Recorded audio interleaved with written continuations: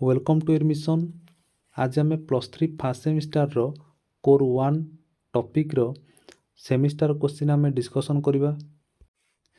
एठी आम देखा पाइबा यार फुल मार्क हो 80 मार्क अच्छी एवं क्वेश्चन 1 रे आम बेसिकली देखा एथिरे 12टी क्वेश्चन आसीची एवं प्रत्येक क्वेश्चन रो मूल्य हो 1 मार्क। प्रथम क्वेश्चन नंबर ए रे आम देखा who was the author of Rajatarangini. पिला माने मने रख कलहण राजतरंगिणी नामक पुस्तक रचना करथिले। एही पुस्तकरू आमे काश्मीर राज्यर इतिहास विषय जानिबाकू पाइबा। Question number B what is the name of the earliest coins of India. मने रख पंच मार्क कॉइन बा छापायुक्त मुद्रा हेउची भारतर प्राचीनतम मुद्रा। Question number see who composed the Prayag प्रशस्ति। पिला माने मने रख समुद्रगुप्तंकर एही प्रयाग प्रशस्तिटी हरिसेन कंपोज करथिले। Question number D in which state of India Lothal is situated. मने रख गुजरात स्टेट रे लोथाल अवस्थित थिला। Question number E which was the capital of the अंग महाजनपद। मने रख चंपा हेउची अंग महाजनपदर कैपिटल थिला। Question number F what is the meaning of microliths. मने रख पिला माने मेसोलिथिक एज रे पालियोलिथिक एज अपेक्षा लोक माने क्षुद्र क्षुद्र पत्थर व्यवहार करुथिले जहाकू कहा जाउथला माइक्रोलिथ्स। यहाँ पर हम देखिबा question number G what is the meaning of the Neolithic age. पिला माने मने रख मनुष्य स्थायी भाव में बसवास कला एही नियोलिथिक एज समय रे। पूर्वरु मनुष्य बड़ बड़ पत्थर व्यवहार करुथिला किंतु एही नियोलिथिक एज रे सेमाने क्षुद्र क्षुद्र पत्थर व्यवहार कले। सेमाने गोटिए स्थान रे बसवास करबा सहित सेमाने गृहपालित पशु को मध्य पालन करथिले। आमे कहि परिबा एही नियोलिथिक एज को गोटे आधुनिक मनुष्यर जुग कहि परिबा। सेति पई कहा जाए होमो सापियन मानकर ओरिजिन एही नियोलिथिक एज रे घटिथिला। Question number H from which Harappan site the great bath has been discovered. मन रख पिला माने मोहेंजोदारो ग्रेट बाथ बा बृहत स्नानागार आविष्कृत होइअछि। Question number I from which Harappan site a dockyard has been found. मन रख गुजरात लोथाल नामक स्थानरू डॉकयार्ड बा पोताश्रय मिलुची। पोताश्रय माने मन रख पिला माने बंदर। Question number J how many types of Vedas are there. मन रख पिला माने 4 प्रकार वेद थिला जेमति कि ऋग साम यजुर अथर्व एवं एही 4टी वेद मध्यरु सबुठारु प्राचीनतम वेदर नाम हेउची ऋग्वेद जहाको आमे आदि वैदिक जुगरे नामित करूचंती एवं परवर्ती वैदिक जुगरे आमे देखिबा साम यजुर अथर्व वेद थिला। क्वेश्चन नंबर के who was the head of the village during the Rigvedic period. मने रख ऋग वैदिक जुग समय रे ग्रामणी ग्रामर मुख्य थिले। Question number L who was known as the head of the Vedic family. ऋग वैदिक जुग समय रे आमे देखिबाकू पाइबा कुलप बा कुलपति बा केतेक स्थान रे गृहपति मध्य कहा जाए से वैदिक फैमिली रो मुख्य थिले।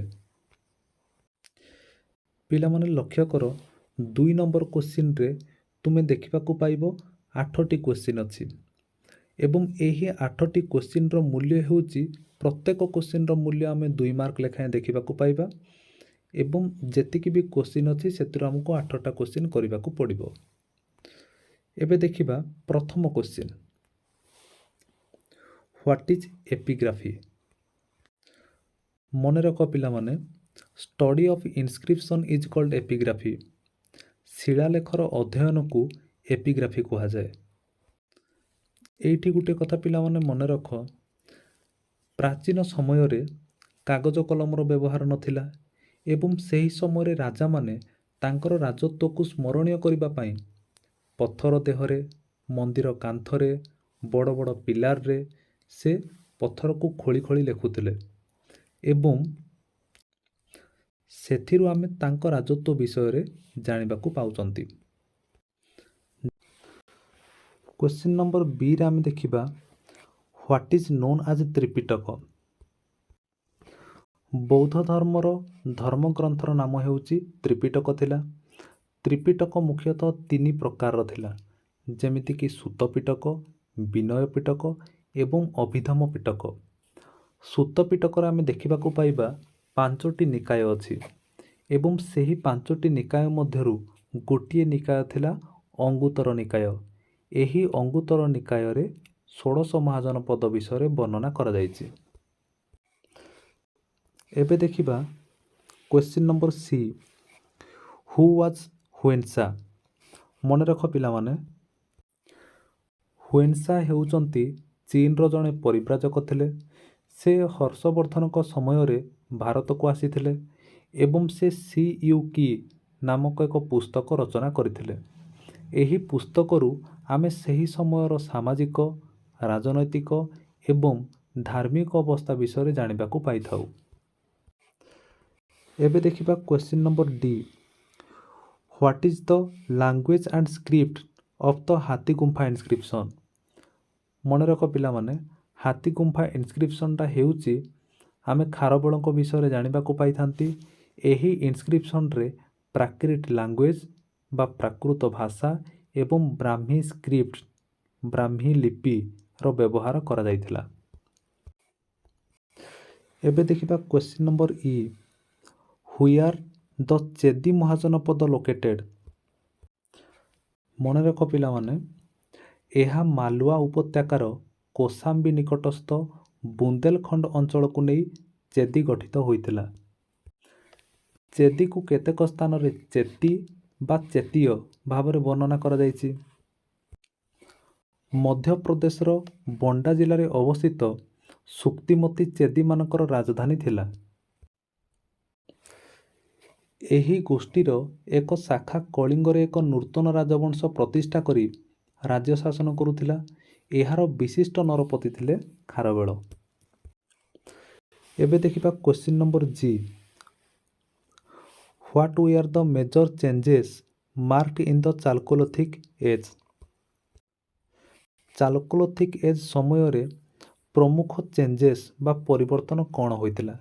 ମନେ ରଖ ପିଲାମାନେ, ଏହି ସମୟର ଲୋକମାନେ ପଥର ସହିତ ମେଟାଲର ବ୍ୟବହାର ମଧ୍ୟ କଲେ ବା ଧାତୁର ବ୍ୟବହାର ମଧ୍ୟ କଲେ ଏବଂ ସେମାନେ ପ୍ରଥମ ଧାତୁ ରୂପେ କପରକୁ ବ୍ୟବହାର କଲେ ଏବଂ କେତେକ ସ୍ଥାନରେ ସେମାନେ ବ୍ରୋଞ୍ଜର ବ୍ୟବହାର ମଧ୍ୟ କରୁଥିଲେ। କେତେକ ଚାଲକୋଲିଥିକ୍ କଲଚର ହରପ୍ପାନ କଲଚରର ସମସାମୟିକ ଥିଲା। ସେଥିପାଇଁ ଆମେ ଦେଖିବାକୁ ପାଇବା ଚାଲକୋଲିଥିକ୍ କଲଚର ହେଉଛି ସେଟା ପ୍ରାରମ୍ଭିକ ସମୟରେ ଗୋଟେ ରୁରାଲ କଲଚର ଥିଲା, କିନ୍ତୁ ହରପ୍ପାନ କଲଚରକୁ ଆମେ ଯଦି କମ୍ପେୟାର କରିବା ଏହା ଗୋଟେ ଅର୍ବାନ କଲଚର ଥିଲା। ଚାଲକୋଲିଥିକ୍ କଲଚର ସେ କପର ପ୍ରଥମେ ୟୁଜ୍ କରୁଥିଲେ, କିନ୍ତୁ ହରପ୍ପାନ କଲଚରକୁ ଆମେ ଯଦି କମ୍ପେୟାର କରିବା ସେମାନେ ବ୍ରୋଞ୍ଜର ବ୍ୟବହାର କରୁଥିଲେ। ଏବେ ଦେଖିବା question number H, mention the extent of the Harappan civilizations? ମନେ ରଖ ପିଲାମାନେ, ହରପ୍ପାନ ସିଭିଲାଇଜେସନକୁ ଆମେ ଯଦି ଦେଖିବା, ଏହାର ଇଷ୍ଟରେ ଆଲମଗୀରପୁର ଯାହାକି ଉତ୍ତରପ୍ରଦେଶରେ ଥିଲା ଏବଂ ଏହାର ୱେଷ୍ଟରେ ସୁତ୍କାଜେଣ୍ଡର ଯାହାକି ପାକିସ୍ତାନରେ ଅବସ୍ଥିତ। ଏହାର ନର୍ଥରେ ମଣ୍ଡା ଯାହାକି ଜାମ୍ମୁ କାଶ୍ମୀରରେ ଅବସ୍ଥିତ ଏବଂ ସାଉଥରେ ଦାଇମାବାଦ ପର୍ଯ୍ୟନ୍ତ ଏହା ବିସ୍ତୃତ ଥିଲା। ଯଦି ଆମେ ନର୍ଥ ୱେଷ୍ଟକୁ ବିଚାର କରିବା ତାହେଲେ ମୁଣ୍ଡିଗକ୍ ନାମକ ଏକ ସ୍ଥାନ ଆଫଗାନିସ୍ତାନରେ ବିସ୍ତୃତ ହୋଇଥିଲା। ସେଥିପାଇଁ ଆମେ କହିପାରିବା ହରପ୍ପା ସଭ୍ୟତା ଗୋଟେ ବହୁତ ବଡ଼ ବିସ୍ତୃତ ଅଞ୍ଚଳରେ ବ୍ୟାପି ଯାଇଥିଲା। ଏବେ ଦେଖିବା question number I. What is known as Sapta Sindhu? ମନେ ରଖ ପିଲାମାନେ, ସପ୍ତ ସିନ୍ଧୁ ଏଥିରୁ ଆମେ ଜାଣିବାକୁ ପାଆନ୍ତି ଯେ 7ଟା ନଦୀ ମିଶିଛି ଏବଂ ପ୍ରଥମେ ଆମେ ଦେଖିବା ସିନ୍ଧୁ ନଦୀ ଯାହାକୁ କୁହାଯାଉଥିଲା ଇଣ୍ଡୋସ୍ ଏବଂ ଏହାର 5ଟି ଟ୍ରିବ୍ୟୁଟାରୀ ବା ଶାଖା ନଦୀ ଯେପରିକି ଝେଲମ, ବିସ୍, ଚେନାବ, ରାବି ଏବଂ ସତଲେଜ। ଏହିପରି 6ଟା ହେଇଗଲା ଏବଂ ଅନ୍ୟ ଏକ ନଦୀ ହେଉଛି ସରସ୍ୱତୀ ଯାହାକି ଆଧୁନିକ ଘାଗର ହାକରା। ଏହି 7ଟି ନଦୀର ସମାହାରକୁ କୁହାଯାଉଛି ସପ୍ତ ସିନ୍ଧୁ। ଏବେ ଆମେ ଦେଖିବା question number J. What is the meaning of ଭାଗ? ପିଲାମାନେ ମନେ ରଖ, କୌଟିଲ୍ୟଙ୍କର ଅର୍ଥଶାସ୍ତ୍ରରୁ ଆମେ ରାଜସ୍ୱ ଶାସନ ବିଷୟରେ ଜାଣିବାକୁ ପାଇଥାନ୍ତି ଏବଂ ଭୂ ରାଜସ୍ୱ ଥିଲା ସେମାନଙ୍କର ମୁଖ୍ୟ ଆୟ। ଏଥିରୁ ଆମେ ଜାଣିବାକୁ ପାଇଥାନ୍ତି ଉତ୍ପାଦିତ ଶସ୍ୟର 1/6 କର ଆକାରରେ ଆଦାୟ କରାଯାଉଥିଲା ଏବଂ ରାଜାଙ୍କର ଏହି ସଂଗୃହୀତ କରକୁ ଭାଗ କୁହାଯାଉଥିଲା। ଏବେ ଆମେ ଦେଖିବା 3 ନମ୍ବର କ୍ୱେଶ୍ଚିନ୍। ପିଲାମାନେ ଲକ୍ଷ୍ୟ କର, 3 ନମ୍ବର କ୍ୱେଶ୍ଚିନ୍ରେ 8ଟି କ୍ୱେଶ୍ଚିନ୍ ଆମକୁ କରିବାକୁ ପଡ଼ିବ ଏବଂ ପ୍ରତ୍ୟେକ କ୍ୱେଶ୍ଚିନ୍ର ମୂଲ୍ୟ ହେଉଛି 3 ମାର୍କ। ପ୍ରଥମ କ୍ୱେଶ୍ଚିନ୍ ବା question number A. Question number Aରେ ଲେଖାଯାଇଛି ଇଣ୍ଡିକା। ମନେ ରଖ ପିଲାମାନେ, ଗ୍ରୀକ୍ର ସେଲୁକସ୍ ନିକଟରଙ୍କର ରାଷ୍ଟ୍ରଦୂତ ଥିଲେ ମେଗାସ୍ଥେନିସ୍। ସେ ଚନ୍ଦ୍ରଗୁପ୍ତ ମୌର୍ଯ୍ୟଙ୍କ ସମୟରେ ପାଟଳିପୁତ୍ରକୁ ଆସିଥିଲେ ଏବଂ କିଛି ସମୟ ସେ ରହିଥିଲେ। ତାଙ୍କର ରହଣି ମଧ୍ୟରେ ସେ ଇଣ୍ଡିକା ନାମକ ଏକ ପୁସ୍ତକ ରଚନା କରିଥିଲେ। ଏହି ପୁସ୍ତକରୁ ଆମେ ସେହି ସମୟର ସାମାଜିକ, ରାଜନୈତିକ, ଅର୍ଥନୈତିକ ଏବଂ ଧାର୍ମିକ ଅବସ୍ଥା ବିଷୟରେ ଜାଣିବାକୁ ପାଇଥାନ୍ତି। କ୍ୱେଶ୍ଚିନ୍ ନମ୍ବର B ଦେଖିବା ନୁମିସ୍ମେଟିକ୍ସ। ନୁମିସ୍ମେଟିକ୍, ତୁମେମାନେ ପିଲାମାନେ ଜାଣିଛ ମୁଦ୍ରାର ଅଧ୍ୟୟନକୁ ନୁମିସ୍ମେଟିକ୍ କୁହାଯାଏ। ଭାରତର ପ୍ରାଚୀନତମ ମୁଦ୍ରାର ନାମ ହେଉଛି ପଞ୍ଚ ମାର୍କ କଏନ୍ ବା ଛାପାଯୁକ୍ତ ମୁଦ୍ରା। ମନେ ରଖ ପିଲାମାନେ, ଖ୍ରୀଷ୍ଟାବ୍ଦ ପ୍ରଥମ ଶତାବ୍ଦୀରେ କୁଷାଣମାନେ ପ୍ରଥମେ ଗୋଲ୍ଡ କଏନ୍ର ବ୍ୟବହାର କରିଥିଲେ ଏବଂ ଗୁପ୍ତମାନଙ୍କ ସମୟରେ ଅଧିକ ସଂଖ୍ୟକ ଗୋଲ୍ଡ କଏନ୍ ବା ସ୍ୱର୍ଣ୍ଣ ମୁଦ୍ରା ପ୍ରଚଳିତ ହୋଇଥିଲା। ଏବେ ଦେଖିବା କ୍ୱେଶ୍ଚିନ୍ ନମ୍ବର C. ହର୍ଷଚରିତ। ପିଲାମାନେ ମନେ ରଖ, ହର୍ଷବର୍ଦ୍ଧନଙ୍କ ସମୟରେ ଜଣେ ବାଣଭଟ୍ଟ ନାମକ ଏକ କବି ଥିଲେ। ସେ ହର୍ଷଚରିତ ପୁସ୍ତକ ରଚନା କରିଥିଲେ। ଏହି ପୁସ୍ତକରୁ ସେହି ସମୟର ସାମାଜିକ, ରାଜନୈତିକ, ଅର୍ଥନୈତିକ ଏବଂ ଧାର୍ମିକ ଅବସ୍ଥା ବିଷୟରେ ଜାଣିବାକୁ ପାଇଥାନ୍ତି। Question number D. ଅବନ୍ତୀ ମହାଜନପଦ। ପିଲାମାନେ ମନେ ରଖ, ଖ୍ରୀଷ୍ଟପୂର୍ବ 6ଠ ଶତାବ୍ଦୀରେ ପଶ୍ଚିମ ଭାରତରେ ଅବନ୍ତୀ ରାଜ୍ୟ ଥିଲା ଏକ ଶକ୍ତିଶାଳୀ ମହାଜନପଦ। ମଧ୍ୟପ୍ରଦେଶର ମାଲୱା, ନିମାର ଓ ନିକଟବର୍ତ୍ତୀ ଅଞ୍ଚଳକୁ ନେଇ ଅବନ୍ତୀ ମହାଜନପଦ ଗଢ଼ି ଉଠିଥିଲା। ବେତ୍ରାବତୀ ନଦୀ ଏହାକୁ ଉତ୍ତର ଅବନ୍ତୀ ଏବଂ ଦକ୍ଷିଣ ଅବନ୍ତୀ ରୂପେ 2 ଭାଗରେ ବିଭକ୍ତ କରିଥିଲା। ଉତ୍ତର ଅବନ୍ତୀର ରାଜଧାନୀ ଥିଲା ମହିଷ୍ମତି ଏବଂ ଦକ୍ଷିଣ ଅବନ୍ତୀର ରାଜଧାନୀ ଥିଲା ଉଜ୍ଜୟିନୀ। ବିଦିଶା, ଦଶାର୍ଣ୍ଣ, ସୁଦର୍ଶନପୁର ଏବଂ କୁରର ଘର ଆଦି ଅବନ୍ତୀର ବିଖ୍ୟାତ ନଗର ରୂପେ ପରିଗଣିତ ହେଉଥିଲା। ପୁରାଣର ବିବରଣୀ ଅନୁସାରେ ଅବନ୍ତୀ ରାଜ୍ୟରେ ଯଦୁବଂଶୀୟ ରାଜାମାନେ ଶାସନ କରୁଥିଲେ। ଖ୍ରୀଷ୍ଟପୂର୍ବ 6ଠ ଶତାବ୍ଦୀରେ ପ୍ରଦ୍ୟୋତ ନାମକ ଏକ ଶକ୍ତିଶାଳୀ ରାଜା ଶାସନ କରୁଥିଲେ। ସେ ବୁଦ୍ଧଙ୍କର ସମସାମୟିକ ଥିଲେ। ତାଙ୍କ ରାଜ୍ୟ ବୌଦ୍ଧ ଧର୍ମର ଅନ୍ୟତମ ପ୍ରମୁଖ କେନ୍ଦ୍ରସ୍ଥଳରେ ମାନ୍ୟତା ପାଇଥିଲା। ସେ ବତ୍ସ ରାଜ୍ୟକୁ ଦଖଲ କରି ନେଇଥିଲେ। ଏପରିକି ମଗଧର ରାଜା ଅଜାତଶତ୍ରୁ ତାଙ୍କୁ ଭୟ କରୁଥିବାର ସୂଚନା ମିଳେ। ତାଙ୍କ ପରେ ପାଳକ, ବିଶାଖ୍ୟୁପ, ଅଜକ ଏବଂ ନନ୍ଦିବର୍ଦ୍ଧନ ଅବନ୍ତୀରେ ଶାସନ କରୁଥିବାର ସୂଚନା ମିଳିଥାଏ। ପରିଶେଷରେ ଅବନ୍ତୀ ମଗଧ ଦ୍ୱାରା ଅଧିକୃତ ହୋଇଥିଲା।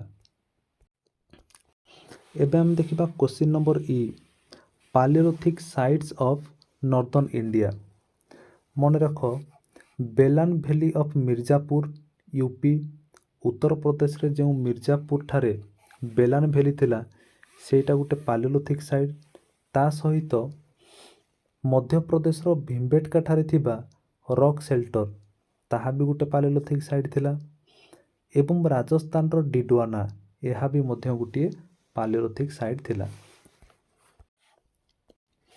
ଏବେ ଆମେ ଦେଖିବା question number F settlement pattern of Harappan civilization. ପିଲାମାନେ ତୁମେ ହରପ୍ପାନ ସିଭିଲାଇଜେସନରେ ହାଉସ୍ ବିଲ୍ଡିଂ ଦେଖିବାକୁ ପାଇବ। ତା ସହିତ ଗ୍ରେଟ୍ ବାଥ୍ ବା ବୃହତ ସ୍ନାନାଗାର, ଗ୍ରେଟ୍ ଗ୍ରାନେରୀ ବୃହତ ଶସ୍ୟାଗାର, ତା ସହିତ ତୁମେ ଡ୍ରେନେଜ ସିଷ୍ଟମ ବା ନିଷ୍କାସନ ବ୍ୟବସ୍ଥା ଦେଖିବାକୁ ପାଇବ ଏବଂ ରୋଡ଼ର ବ୍ୟବସ୍ଥା ମଧ୍ୟ ଦେଖିବାକୁ ପାଇବ। କ୍ୱେଶ୍ଚିନ୍ ନମ୍ବର ଏଚ୍ ଦେଖିବା ପଶୁପତି। ପଶୁପତିରେ ପିଲାମାନେ ତୁମେ ଜାଣିଛ ହରପ୍ପା ଠାରୁ ମିଳୁଥିବା ଏକ ଷ୍ଟାଚ୍ୟୁକୁ ପଶୁପତିଙ୍କ ସହିତ ତୁଳନା କରାଯାଉଛି। ପଶୁପତି ବା ଆମେ ଯାହାକୁ କହୁଛନ୍ତି ବର୍ତ୍ତମାନ ଶିବ, ଏଠି ମିଳୁଛି ଧ୍ୟାନ ମୁଦ୍ରାରେ ବସିଥିବା ପଶୁପତିଙ୍କର ଚିତ୍ର ଦେଖିବାକୁ ପାଇଥାନ୍ତି ଏବଂ ତାଙ୍କର ଚାରିପାଖରେ ହସ୍ତୀ, ବ୍ୟାଘ୍ର, ଛାଗଳ, ହରିଣ ଇତ୍ୟାଦି ଘେରିକି ରହିଥାନ୍ତି। ଏଥିରୁ ଆମେ ଜାଣିବାକୁ ପାଆନ୍ତି ହରପ୍ପା ସଭ୍ୟତାର ଲୋକମାନେ ପଶୁପତିଙ୍କୁ ଉପାସନା କରୁଥିଲେ। ଏବେ ଦେଖିବା question number I. Question number ଆଇରେ ଲେଖାଯାଇଛି ଚତୁର୍ବର୍ଣ୍ଣ ସିଷ୍ଟମ। ଚତୁର୍ବର୍ଣ୍ଣ ସିଷ୍ଟମରେ ତୁମେ ପିଲାମାନେ ଜାଣିଛ ଯେମିତିକି ଚାରୋଟି ବର୍ଣ୍ଣର ଅରିଜିନ୍ ହେଇଛି, ଯେମିତିକି ଆମେ ଦେଖିବାକୁ ପାଇବା ବ୍ରାହ୍ମଣ, କ୍ଷତ୍ରିୟ, ବୈଶ୍ୟ, ଶୂଦ୍ର।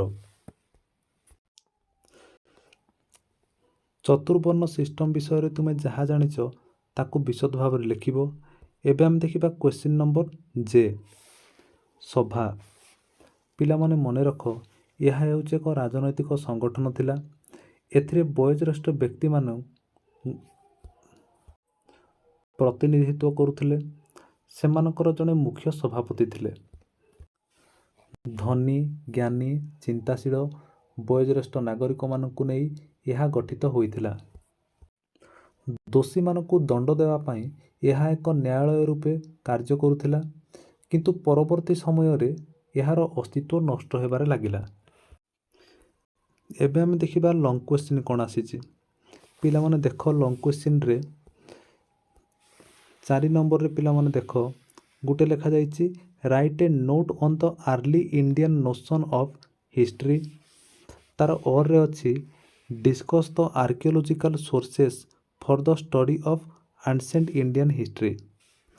5 ନମ୍ବରରେ ଦେଖ ପିଲାମାନେ କ୍ୱେଶ୍ଚିନ୍ ଅଛି describe the main features of the mesolithic age.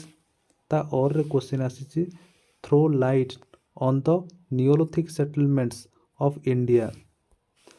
Question number 6ରେ ପିଲାମାନେ ଲକ୍ଷ୍ୟ କର ଲେଖାଯାଇଛି give an account of the town planning of the ହରପ୍ପାନ civilization. ତାର ଅର୍ରେ କ୍ୱେଶ୍ଚିନ୍ ଆସିଛି write a note on the development of agriculture, trade and religious practices in the Harappan civilizations. Question number 7ରେ ପିଲାମାନେ ଲକ୍ଷ୍ୟ କର ଲେଖାଯାଇଛି throw light on the society, polity and religion of the early Vedic age. ତାର ଅର୍ରେ ପିଲାମାନେ କ୍ୱେଶ୍ଚିନ୍ ଆସିଛି discuss the religion and culture of the later Vedic age. ଆମେ ନେକ୍ସଟ କ୍ଲାସରେ କୋର୍ 2 ବିଷୟରେ ଆଲୋଚନା କରିବା। ଆମ ଚ୍ୟାନେଲ ସହିତ ଯୋଡ଼ି ହେବା ପାଇଁ ଡେସ୍କ୍ରିପସନରେ ଗୋଟିଏ ଲିଙ୍କ ଦିଆଯାଇଛି, ସେଥିରେ ଯାଇକି ଟେଲିଗ୍ରାମ ଗ୍ରୁପ ଇଓର ମିଶନରେ ଜଏନ୍ କରନ୍ତୁ। Thank you.